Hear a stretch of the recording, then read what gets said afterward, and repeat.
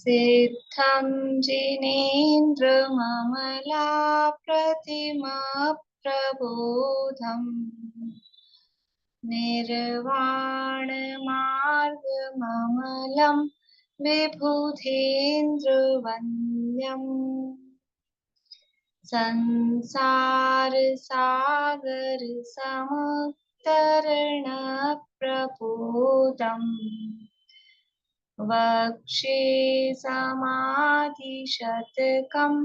प्रणिपत्य वीरम्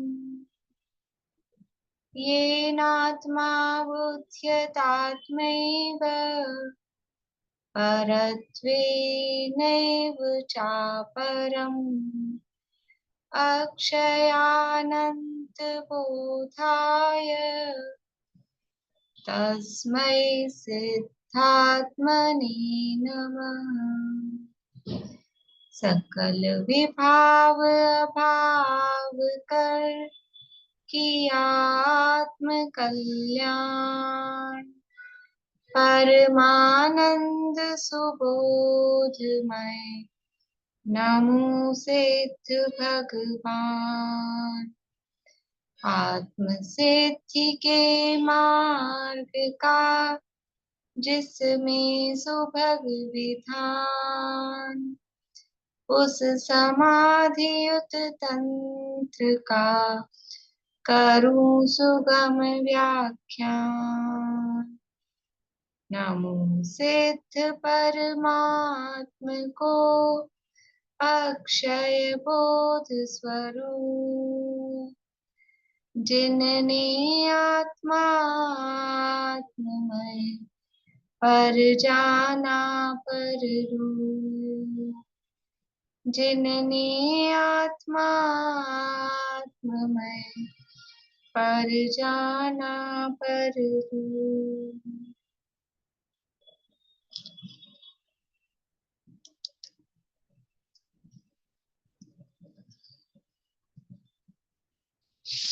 श्लोक पाठ करना है संस्कृत में।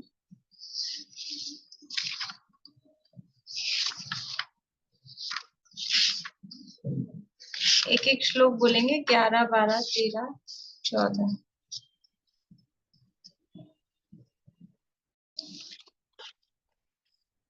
समाधि तंत्र नामक की एक ग्रंथ है आचार्य पूज्यपाद स्वामी द्वारा रचित।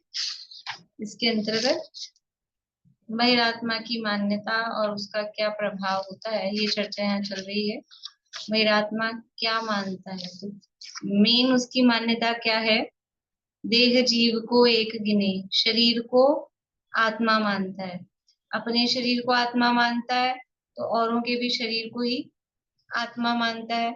और इसके कारण क्या होता है कि शरीर की ही सार सवार में, शरीर के ही में ही सारा उपयोग रहता है। आत्मा की उसको खबर नहीं होती है और शरीर और शरीर से संबंधित पदार्थों की ही सुरक्षा, उनकी प्राप्ति, उनकी वृद्धि, उसमें ही अपना समय लगाता है और उसी में अपनी उन्नति, अपनी तरक्की मानता है। और ये मानकर ऐसा करता हुआ वो ये संस्कार अनादिकाल से चला आ रहा है। तो ये जम गया है संस्कार, बहुत दिनों का मैल होता है ना, जम जाता है, ऐसा वो संस्कार जम गया। तो अगले भाव में भी वो शरीर में ही फिर आत्मा मानने की, शरीर में ही आत्मा मानने की वो मान्यता उसकी बनी रहती है। और ये जो शरीर में अपनापन या शरीर में आत्मा पने की जो मान्यता है, जो बुद्धि है, ये ही अगले भाव भवांतरों में नए नए शरीर प्राप्त करने का कारण है। क्योंकि ये जो मिथ्यात्व है, ये जो उल्टी मान्यता है, ये ही आगामी कर्म बंध का कारण होता है। इसी के कारण से नए नए भाव मिल रहे हैं, भाव मिल रहे हैं तो उनमें शरीर मिलता है, फिर शरीर में आत्मबुद्धि होती है, फिर उस आत्मबुद्धि के कारण फिर से कर्म बनते हैं, फिर भाव मिलता है, फिर उसमें आत्मबुद्धि होती है। ये अनादिकाल की परंपरा चलती जा रही है। ये बात यहाँ बताई गई है। अब यहाँ जो इस शरीर में जो आत्मा का संबंध इस तरह से जोड़ता है, उसके संबंध में यहाँ खेद व्यक्त किया। 14 नंबर का श्लोक कल अपन ने पढ़ा था।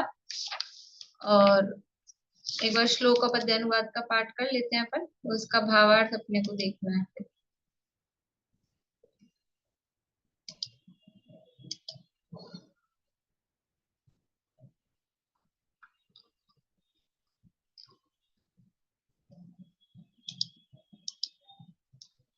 पेज नंबर 36 है समाधि तंत्र में, 14 नंबर का श्लोक है। देहेष्वात्मधिया जाताः पुत्र भार्यादि कल्पनाः सम्पत्तिमात्मनस्ताभिर्मन्यते हतं जगत्। जब तन में निज कल्पना मम सुततिय यह भाव परिग्रह माने आपनो हाय जगत दुर्भाव। ये शरीर में ही आत्मबुद्धि के कारण मेरा पुत्र मेरी स्त्री इत्यादि कल्पना उत्पन्न होती है। खेद है कि जगत बहिरात्म स्वरूप प्राणीगण उन कल्पनाओं के कारण से स्त्री पुत्रादि की समृद्धि को अपनी समृद्धि मानते हैं। इस प्रकार यह जगत खाता जा रहा है। ये खेद किसको है? ये जो खेद हो रहा है ये खेद किसको है? ये खेद किसको हो रहा है? बोली मीना चाची। ये बहिरात्मा, बहिरात्मा को खेद है। कौन कौन एग्री है? बहिरात्मा को नहीं हो रहा है, बोलिए प्रमिला जी। ये जो गुरु पढ़ा रहे हैं ना वो बोल रहे हैं। कौन गुरु पढ़ा रहे हैं? पूज्यपाद आचार्य। हाँ, पूज्यपाद आचार्य कह रहे हैं खेद है। ये अपने को भी नहीं है, बहिरात्मा को भी नहीं है। कुछ लोग अपनी तरफ इशारा कर रहे थे। अपने को भी खेद होता तो बहिरात्मा ही क्यों होता? खेद ही तो नहीं है। ये जगत ये इस बुद्धि के कारण जगत घाता जा रहा है, जगत ठगाया जा रहा है। इसका खेद तो जो समझदार है उसको है। जो ना समझ है उसको खेद होता तो ना समझी कहाँ रहती। आचार्य पूज्यपाद आचार्य कह रहे हैं, अपना खेद व्यक्त कर रहे हैं कि कहाँ ये दुनिया लगी हुई है। ऐसा कैसे? देखिए भावार्थ, बोलिए शशि। जब बहिरात्मा को या अपने को खेद हो रहा है तभी वो अपनी तरफ आने की कोशिश करेगा, इसलिए भी तो खेद हो सकता है। हाँ, इसलिए हो सकता है, लेकिन अभी तो यहाँ तो बहिरात्मा की मान्यता ये है ना। तो जब उसकी मान्यता ये है तो उसको अपनी मान्यता पे मतलब अभी तो उसकी मान्यता की बात चल रही है, तो अभी तो आचार्य देव में इसकी मान्यता पे खेद, ऐसा खेद हो सकता है। खेद होगा तो वो आने की प्रयास करेगा, लेकिन अभी तो बात उसी की चल रही है ना कंटिन्यूशन में। वो क्या मानता है तो वो खुद अपनी मान्यता पे अभी खेद नहीं व्यक्त कर रहा है। अभी तो आचार्य देव व्यक्त कर रहे हैं।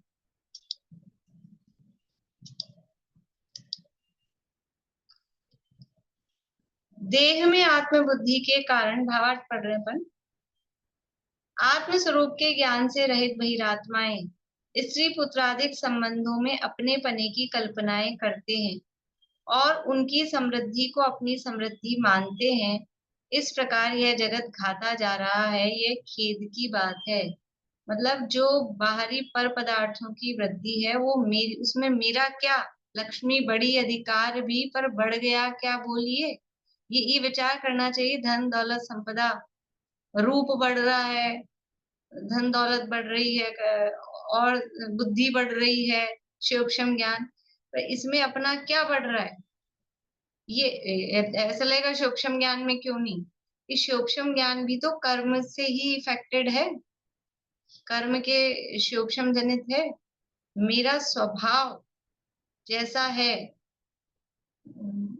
केवल ज्ञान का स्वभाव, वो मेरा स्वभाव है। तो ये जो बढ़ रहे हैं यहाँ पर, और सूक्ष्म ज्ञान भी जो बाहरी चीजों का अगर बढ़ रहा है तो उसमें तो कुछ बढ़ना ही नहीं है, बिल्कुल ही नहीं बढ़ना है। तो ये सब, और इसी को अपनी वृद्धि मानते हैं, ये खेद की बात है।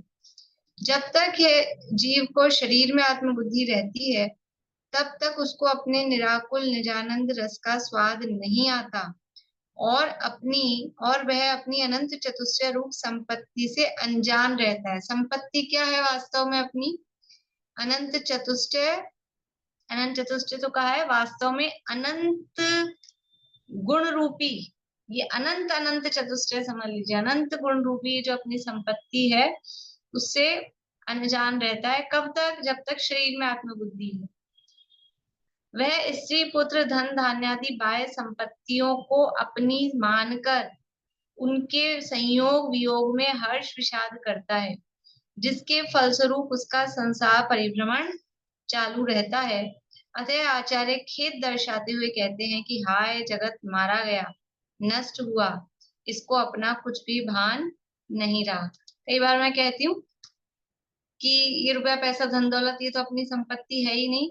अभी कुछ हमने श्लोक याद किए हैं, कुछ गाथाएं याद की है, यही हमारी संपत्ति है। यद्यपि वो सूक्ष्म ज्ञान है, लेकिन फिर भी अगर इस भाव में देखा जाए वर्तमान समय में, तो वो तो कुछ भी अपना नहीं है। ये जो दुनिया में भी कहते हैं कंठ की विद्या, तो ये जो हमारा ज्ञान है, ये हमने कुछ प्राप्त किया। अभी बाहरी लौकिक ज्ञान हो, कोई डॉक्टरी का, इंजीनियरिंग का, सीए बीए ये, या कोई जनरल नॉलेज न्यूज़पेपर पढ़ के, वो भी हमारी संपत्ति नहीं है। वो ज्ञान वो तो व्यर्थ गया। जिनमें बात चल रही थी कि खेल कूद में जबरदस्ती, ताश में, शतरंज में, इसमें समय लगा दिया, वो तो व्यर्थ गया।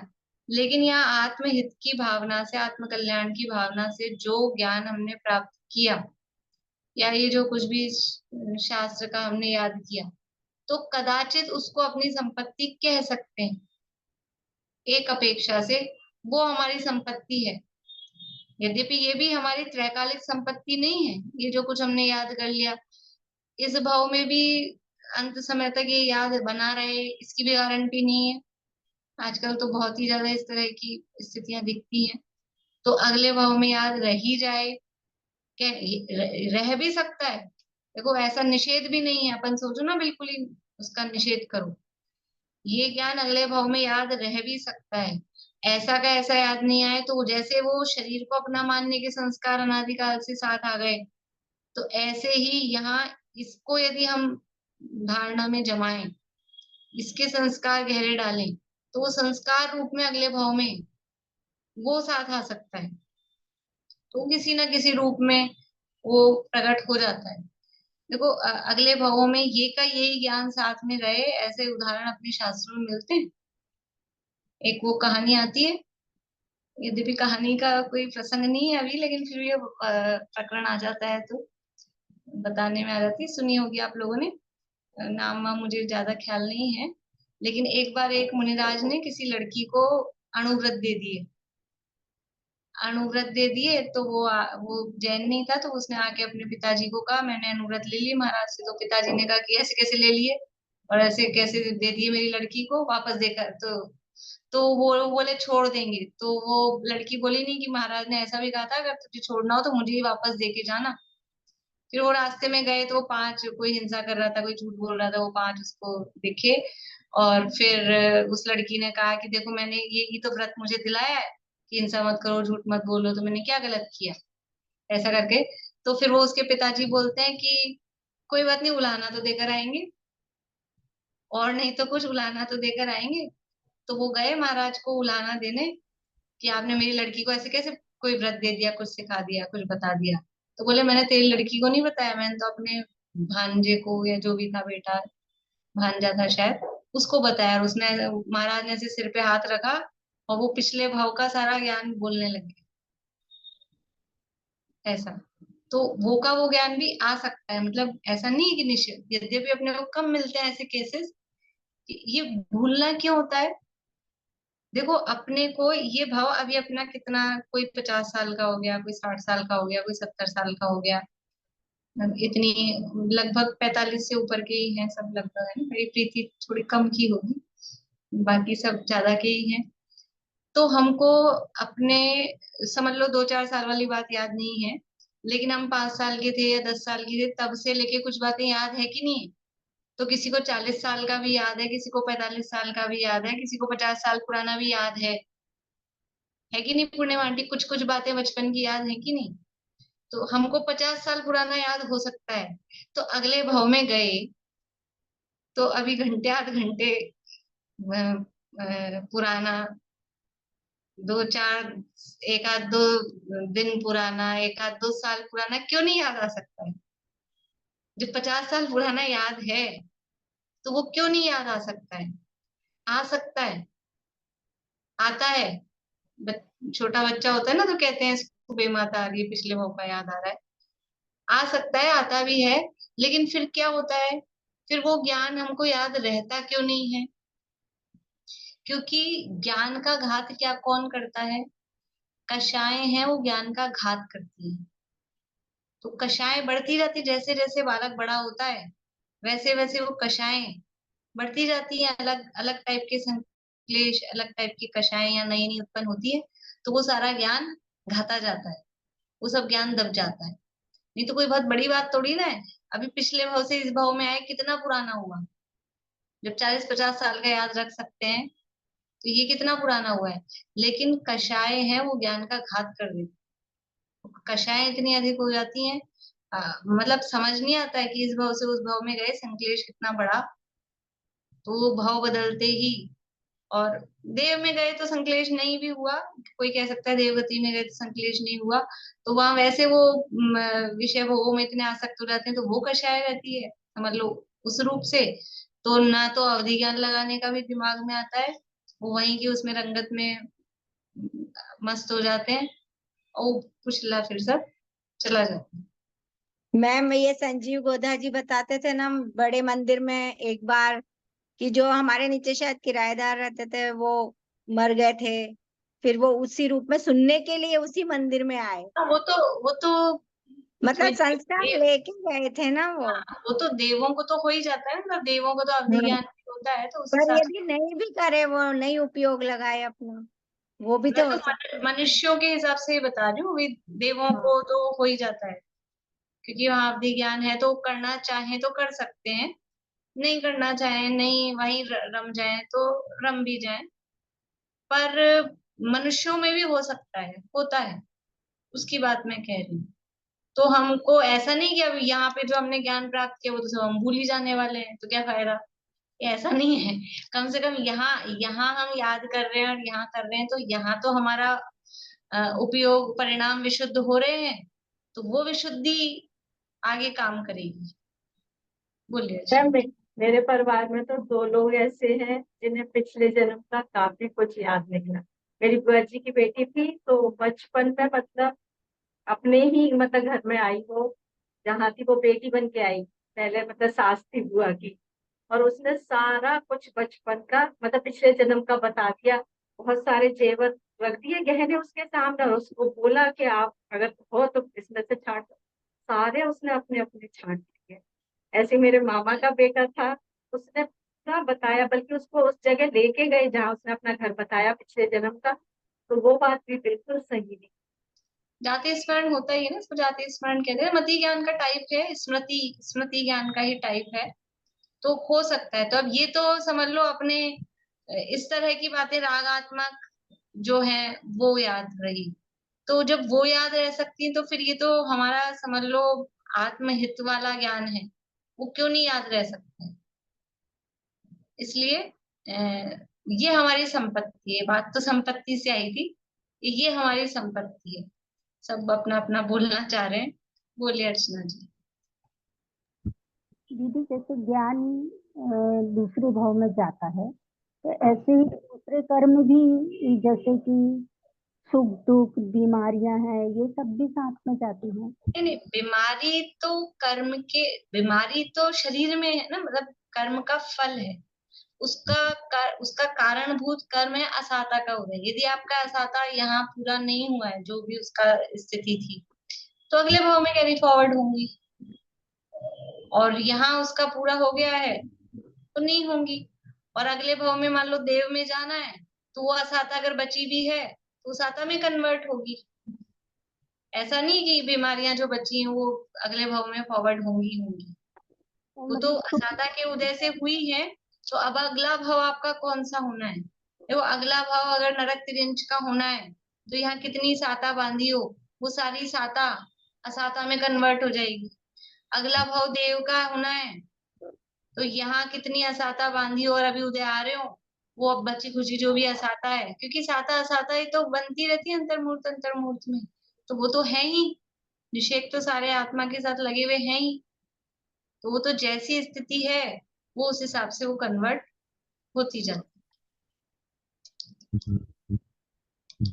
नहीं, मैं तो ये कह रही थी कि जैसे छोटे दादा के प्रवचनों में सुनते हैं ना कि बहुत छोटी उम्र में उन्हें कितने आगम वगैरह पढ़ लिए थे, याद थे, तो वो भी तो कुछ एक्स्ट्रा ऑर्डिनरी बात होती है कि पिछले जन्म से इस जन्म में हाँ इस हाँ। तक आ गए। जैसे आता है टोडरमल जी साहब का आता है, पहली बार हाँ, पढ़ाया उनको, स्लेट पे लिखा, उन्होंने मिटान के वैसा का वैसा लिख दिया, तो हम्म, पूर्व भाव के संस्कार होते हैं। अब एज हम्म, इट इज याद आ जाए वो एक अलग चीज है, हम्म, और नहीं तो वो ज्ञान की तीक्ष्णता वो हम्म, वो उस रूप में आ जाए। अगर हम बाद की बात कर रहे हैं तो पिछला भी तो लोग लेके आ ही रहे हैं, छोटे बच्चों को कितनी जल्दी याद हो जाता है, हाँ कोई ना कोई कारण तो होगा उसका। हाँ। तो देखो बचपन में जल्दी याद होता है, सामान्य रूप से बचपन में जल्दी याद होता है, हम सब मानते हैं, और जैसे जैसे एज बढ़ती जाती है अब याद नहीं होता है। कारण क्या है? कारण वही है, कषायों की अधिकता। अभी हम ये कहो हमारा माइंड डाइवर्ट हो गया है, इसमें लग गया है, अगर वैसे में लग गया है, वो कुछ भी कहो, वो कषायों के कारण संक्लेश अधिक है, तो ज्ञान को ढकता है। कारण एक ही है, ज्ञान को ढकने का कारण एक ही है। इसलिए जो विद्वान होते हैं या इस मार्ग में लगे हुए हैं, तो उनके घर वाले ये प्रयास करते हैं कि इनको हम फ्री रखें, संक्लेश ना हो, ताकि अपना उपयोग, जैसे दादा थे तो वो लिखते थे, कुछ चिंतन करते थे, तो अगर वो अब ये बाजार से सब्जी लानी है, घी लाना, मतलब इसी में उपयोग लगा के रखेंगे, तो वो फिर वो संक्लेश और ये चलता ही है, तो फिर वो उपयोग उसमें नहीं लग पाता है, ऐसा रहता है। चलिए, तो ये आचार्य यहाँ खेद व्यक्त कर रहे हैं, देखिए विशेष स्पष्टीकरण।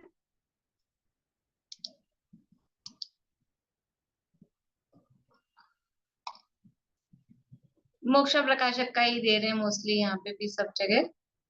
तथा किसी समय किसी प्रकार अपनी इच्छानुसार परिणमन देखकर यह जीव उन स्त्री पुत्रादि में अहंकार ममकार करता है, और उसी बुद्धि से उनको उपजाने की, बढ़ाने की तथा रक्षा करने की चिंता द्वारा निरंतर आकुल रहता है।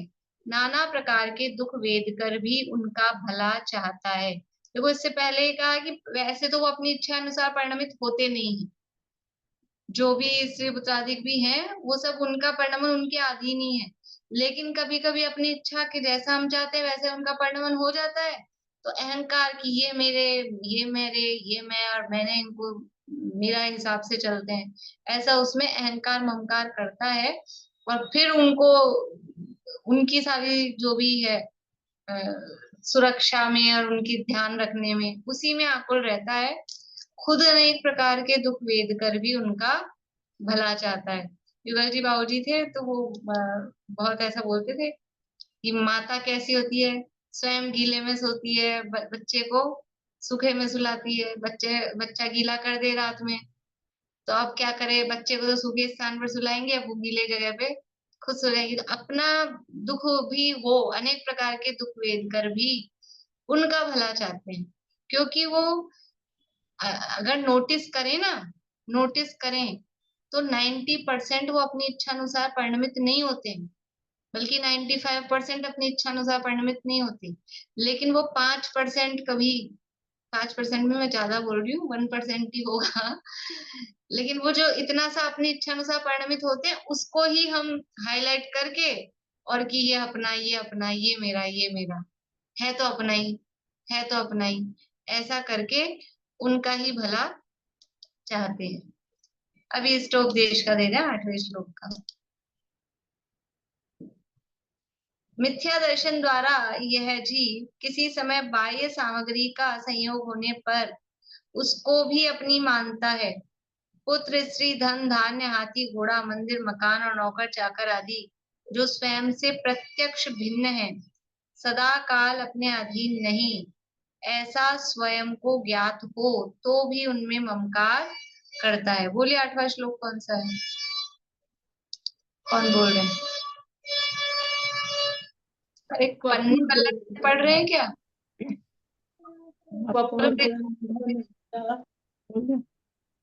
हाँ प्रीति। वपुर्ग्रहं धनं दारा पुत्रा मित्राणि शत्रव सर्वधान्य स्वभावानि मूढ़ स्वानि प्रपद्यते। ये कहा ना, अपने से भिन्न सर्वथान्य स्वभावानी, वपु ग्रहम धनम दारा, शरीर, घर, स्त्री, पुत्र, पत्नी, धन, ये सब अपने से सर्वथान्य स्वभावानी, लेकिन मूढ़ है स्वानी प्रपद्यते, ये जो मूर्ख मिथ्यादृष्टि जीव है, ये अपने मानता है। ये सब अपने से प्रत्यक्ष भिन्न है, अपने अधीन नहीं है। लगता है, समझ में आता है, बिल्कुल स्पष्ट दिखाई देता है। छोटा सा बच्चा भी अपनी बात नहीं मानता है, जिद्दी पे आ जाता है तो उसके हिसाब से ही चलते हैं। फिर भी है तो अपना ही, अपने वो जैसे नचाता है उसके हिसाब से नाचते हैं, सबको अनुभव है। फिर भी कहते हैं मेरे हिसाब से चल रहा है, मेरे हिसाब से चल रहा है। मूड है स्वानी प्रपद्यते। पुत्रादिक में यह है वह मैं ही हूँ। फिर मोक्षा प्रकाशक का बता रहे, पुत्रादिक में यह है वह मैं ही हूँ, ऐसी भी किसी समय भ्रम बुद्धि होती है। मिथ्या दर्शन से शरीर आदि का स्वरूप भी अन्यथा ही भासता है। भ्रम बुद्धि होती है। भ्रम, भ्रम मतलब, भ्रम किसे कहते हैं? जो है नहीं और फिर भी वैसा लगे, रस्सी में सांप का भ्रम। तो ये पुत्रादिक में ये मैं हूं ऐसी भ्रम बुद्धि वास्तव में है नहीं, लेकिन ये भ्रम होता है। और जो शरीर आदि का जो स्वरूप है, स्वरूप क्या है कि जड़ है, पुद्गल है, लेकिन वो अन्यथा भासता है। मतलब वो जड़ पुद्गल नहीं लगते, वो चेतन स्वरूप लगता है, ऐसा यहाँ कहा। देखिए इसमें तो नीचे ही दिया था, श्लोक ही नीचे दिया था। चलिए अब कहे हुए अर्थ का उपसंहार करके आत्मा में अंतरात्मा का अनुप्रवेश दर्शाते हुए कहते हैं। अब ये सब जो बातें कही बहिरात्मा की, अब उसका उपसंहार कर रहे हैं, उसको समझ लो, कंक्लूजन उसका दे रहे हैं। और आत्मा में अंतरात्मा का अनुप्रवेश, की आत्मा में अंतरात्मा है ऐसा दर्शाते हुए अब यहाँ पर कह रहे हैं। मतलब आत्मा में ही अंतरात्मा है, उसको देखो, ये बात यहाँ पर कह रहे हैं। श्लोक नंबर 15 है, बोलना प्रीति पीछे। मूलम संसार दुःखस्य मूलं संसार दुःखस्य देहे देहेवात्मधीस्ततः। देहे एवात्मधीस्ततः। देहे फिर ए अलग से नहीं बोलना है, तो देह एवात्म बोलो, नहीं तो फिर देहे वात्म। ठीक है, हाँ, देह एवात्मधीस्ततः। देह एवात्मधीस्ततः। अच्छा, ये आप लोगों की में देह ही छपा है? हाँ, ठीक है, इसमें मेरे में मुझे लगा वो संधि। ठीक है, मेरी बुक में देह ही था। त्यक्त्वेनाम प्रविशेदंतर त्यक्त्वेनां प्रविशेदन्तर् बहिर्व्याप्ति बहिर्व्यापृतेन्द्रियः। बहिर्व्याप्रतेन्द्रिय। त्यक्त्वैनां प्रविशेदन्तर् बहिर्व्यापृतेन्द्रियः। त्यक्त्वेनां प्रविशेदन्तर्बहिर्व्याप्रेत्रेन्द्रियः। बहिर्व्यापृतेन्द्रियः।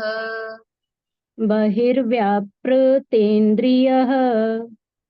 मूलं संसार दुःखस्य देहे एवात्मधीस्ततः।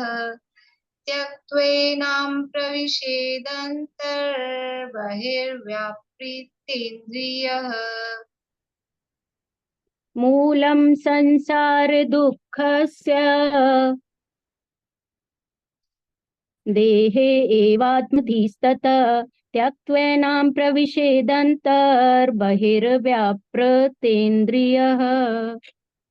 देखिए, मूलम यानी मूल, कारण, संसार दुःखस्य, संसार के दुख का, मूलम यानी जो जड़ है, जो कारण है, देहे यानी शरीर में, एव आत्मधि, एव आत्मधिहि ततः, एव आत्मधि, ये आधे से का विसर्ग बनेगा, ततः, एव यानी ही, आत्मधि यानी आत्मबुद्धि, आत्मपना, ततः यानी इसलिए, अतः के अर्थ में इसलिए, त्यक्त्वा, त्यक्त्वम नहीं, त्यक्त्वम नहीं, त्यक्त्वा, त्यक्त्वा एनम, त्यक्त्वा एनाम, त्यक्त्वेनाम, त्यक्त्वा एनाम, त्यक्त्वा यानी छोड़कर, एनाम यानी ये जो बुद्धि है, इसको, इसको मतलब ये जो आत्मबुद्धि है, आत्मधि, एनाम, प्रविशेत, प्रविशेत, अंतर, बहिर, व्याप्ति, इंद्रिय, प्रविशेत यानी प्रवेश करो, अंतः, अंतः ये जो रह है उसका विसर्ग बनेगा अंतः यानी अंतर में, बहिर यानी बाहर, जो व्याप्ति यानी जो प्रवृत्ति हो रही है, बाहर जो व्याप्त हो रहे हो, कहाँ पर, इंद्रिय, इंद्रियों के विषयों में जो बाहर व्याप्त हो रहे हो, उसको त्यक्त्वा, उसको छोड़कर, अंतर आत्मा, और ये जो आत्म बुद्धि जो है उसको छोड़कर और आत्मा में प्रवेश करो। देखो फिर से यानी अब अर्थ देखते हैं। देहे यानी शरीर में, आत्मधि एव आत्मबुद्धि होना, वही संसार के दुख का मूल कारण है। संसार दुखस्य मूलम, क्या है संसार के दुख का मूल कारण? ये स्त्री, ये पुत्र, ये पति, ये पत्नी, ये माता, ये पिता, ये मकान, ये मौसम, गर्मी सर्दी, ये भोजन, ये धन की कमी, की धन की अधिकता, रोग, क्या है संसार के दुख का मूल कारण? संसार दुखस्य मूलम देहे एव आत्मधि, शरीर में ही आत्म बुद्धि, ये शरीर ही मैं हूँ, ये मान्यता ही संसार के दुख का मूल कारण है। इसलिए ततः यानी इसलिए, अब क्या करो, त्यक्त्वेनाम, इसको छोड़ो, इस बुद्धि को छोड़ो, त्यक्त्वा एनाम, इस बुद्धि को, इसलिए एनाम यानी शरीर में आत्म बुद्धि को, त्यक्त्वा यानी छोड़कर, बहिर्व्याप्ति इंद्रिय, बाह्य विषयों में इंद्रियों की प्रवृत्ति को रोककर, बहिर्व्याप्ति इंद्रिय, बाहरी विषयों में जो इंद्रियों की प्रवृत्ति है उसको रोककर, अंतः यानी अंतरंग में, आत्मा में, प्रविशेत यानी प्रवेश करो। ये सारी बहिरात्मा की मान्यता बता दी, उसके कारण क्या क्या तकलीफ हो रही है वो बता दिया।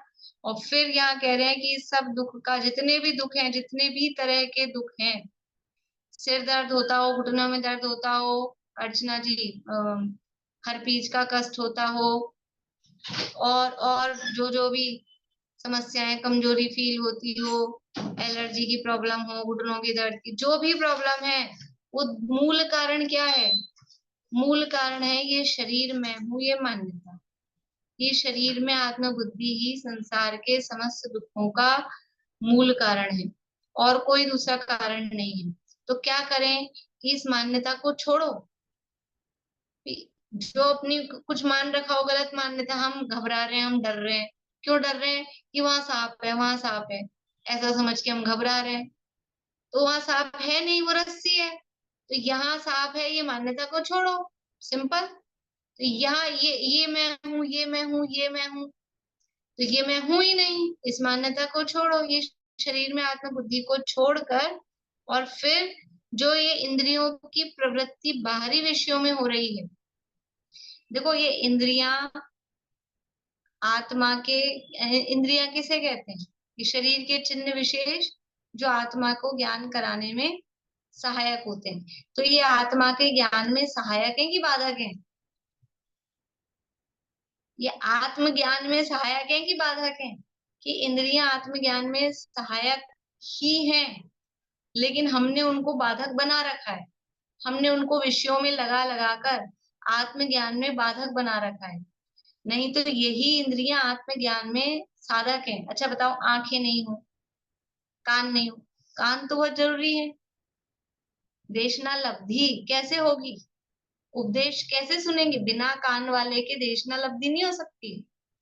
तो यद्यपि मन चाहिए ही, उसमें संगी पंचेंद्रिय होना चाहिए, विचार की हिताहित का विवेक वो मन के द्वारा होगा।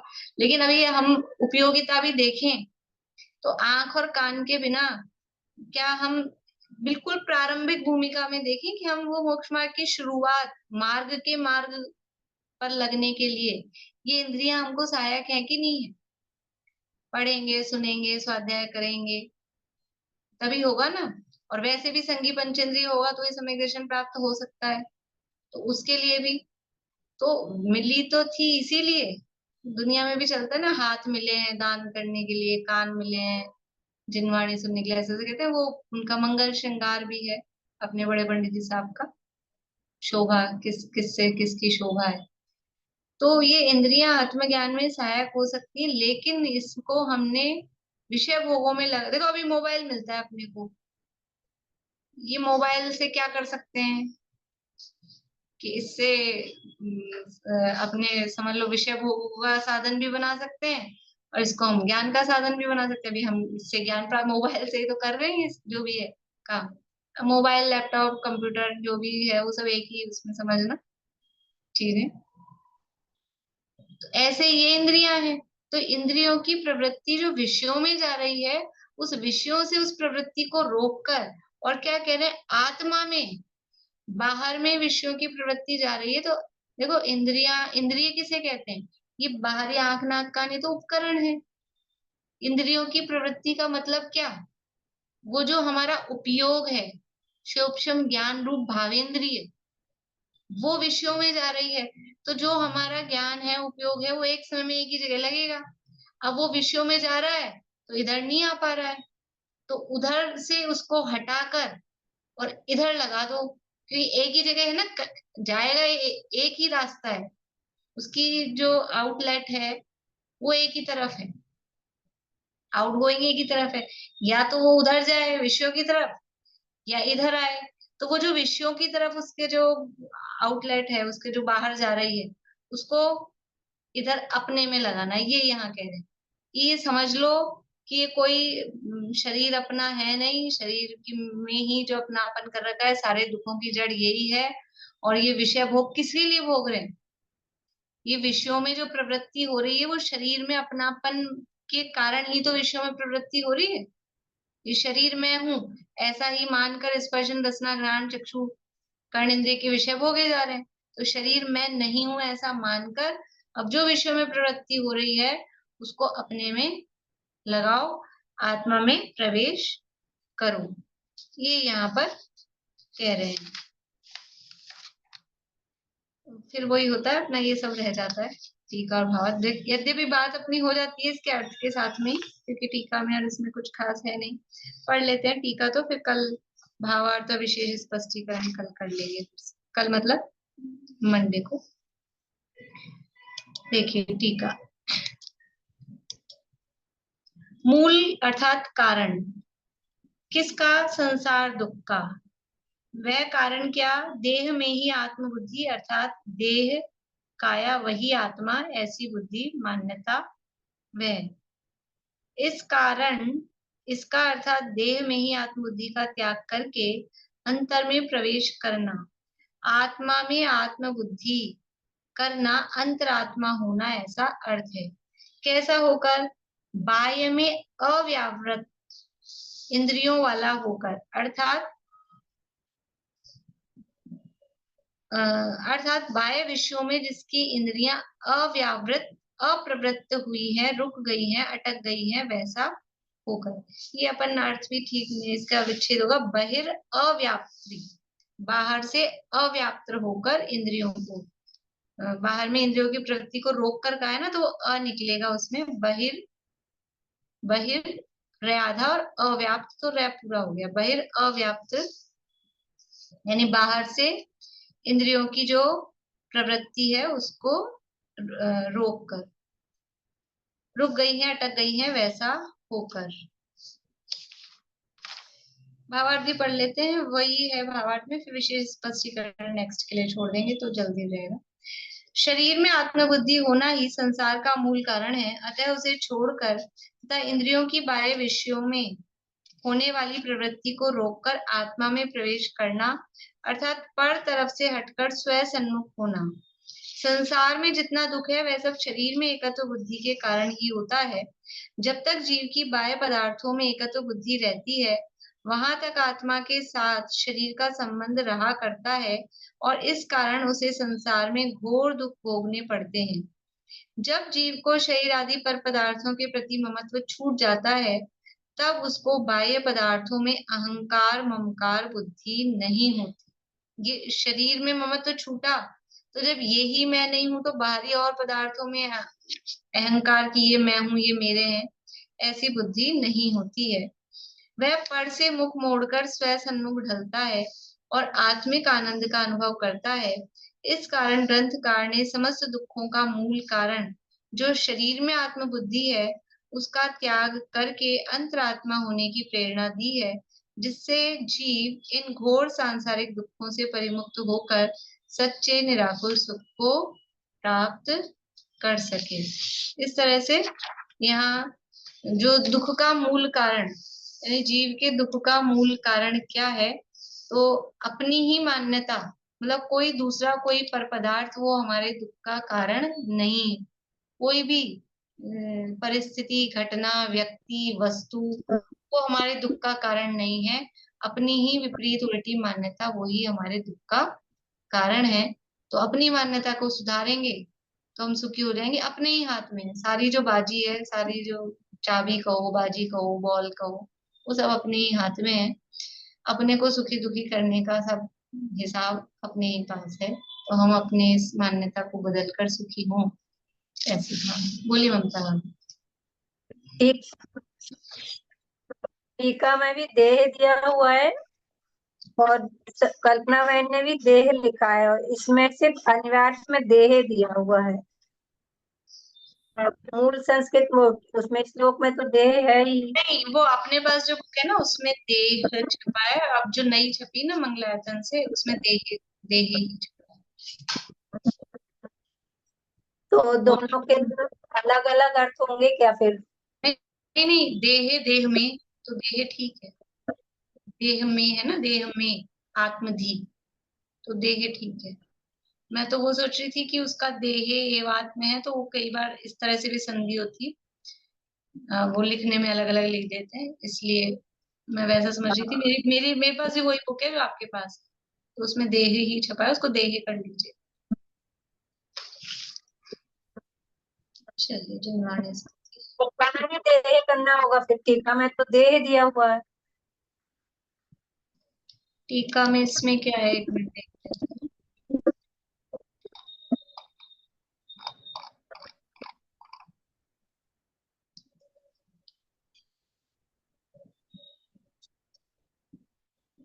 और कल्पना मैंने भी देह दिया हुआ है, उसमें तीनों में फिर देह करेंगे। अब ये या तो अब दाऊ से या साकेत से पूछ लेना, थोड़ा संस्कृत वाली चीज है, तो आप पूछ लेना, आप ही बता देना पूछ के फिर ठीक है। क्या ठीक है ना। हाँ, वो आप ही बता देना, मैं मतलब ज्यादा नहीं बोलना चाहती, जो भी नियम कानून है संस्कृत के। ठीक है, अभी जिनवाने स्थिति करते हैं। हाँ भाई, कौन बोलेंगे? विनीता आंटी बोलिए, मैं आप ही को कह रही थी। आवाज चालू करिए। हाँ जी, हाँ अभी हम्म, आ गई जी आवाज? ठीक है। हाँ देह में सिद्धि का एक वचन करके ऊपर वो कर दिया, और टीका में अलग खोल दिया, एक कर दिया देह ही, और धोए में देहे सप्तमी का एक वचन कर दिया। बात एक ही है। देह में, शरीर में आत्मबुद्धि, बात एक ही है। दोहे में तो उन्होंने देह कर दिया, टीका में देह ही, तो देह और एव कर दिया, बात एक ही वहाँ पड़ती है। ऊपर भी देहे एव आत्म थी, श्लोक में अच्छा, भी देहे एव अलग है ना। नहीं फिर तो ठीक है दीदी, नहीं मेरे देह में सप्तमी का एक वचन है, हाँ, तो देह में, तो मैं टीका ऐसे बन गई थी। अब वो जो भी हो, अर्थ उसका वही है कि शरीर में आत्म बुद्धि, ठीक है। आत्मबुद्धि, अब ठीक है श्लोक जी। में देह करना है कि देह करना है, वो मैं, और मेरे पास दूसरी भी है, शीतल हाँ प्रसाद जी, दिया, उसमें और देख लूंगी। और आप हाँ पूछ लेना ताऊ से और साकेत भैया से क्या सही है। मेरा ये भी किया। चलिए, आप जिनवाणी स्तुति बोली विनीता आंटी। हाँ बोल रही हूँ जी, आप चले हाँ देव, मेरे हाँ मोबाइल गड़बड़ हो जाती है। हाँ।